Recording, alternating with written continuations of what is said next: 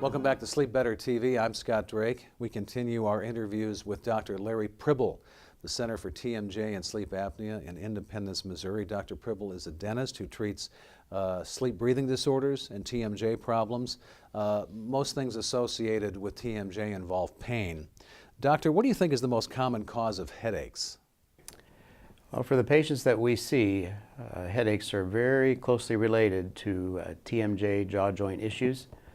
When there is a change in the jaw joint, the little piece of cartilage or the pad that's in there to protect the joint, if that's out of place, there's compression in the jaw joint, and that can put pressure on blood vessels and nerves that can't stand that kind of pressure and manifest itself as headaches. We have decreased blood flow in the sides of our head, and temporal headaches are very, very common in regard to that.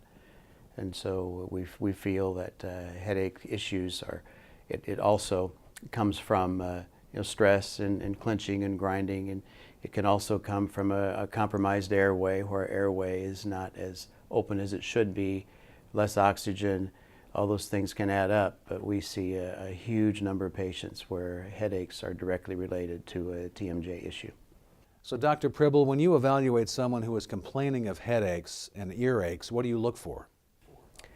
One of the number one things we look for is their range of motion when they come in the office, and how well does their mandible move, and how quiet is their mandible. Do they have noise in their jaw joint? Do they have restrictions there?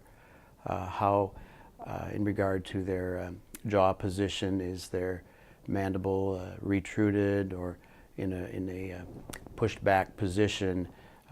All those things can add together and add up to a headache issue for the patient. And finally, do you do some sort of diagnostic test to confirm your findings?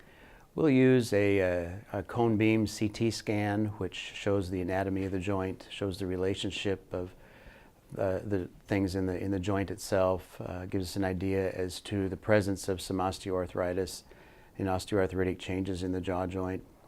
That plays very important in the diagnosis of what we do. Also, we use a jaw tracker and an EMG monitor to test the activity of the facial muscles, and are they overactive or underactive. The monitoring that we do records the noise in the jaw joint, and different noises have different pathologies and reflect differently as to what's going on inside the joint. But those play real heavy into our diagnosis of a TMJ problem. All right, Dr. Pribyl, again, thank you so much. Thank you. My guest has been Dr. Larry Pribyl with the Center for TMJ and Sleep Apnea in Independence, Missouri, and you're watching Sleep Better TV.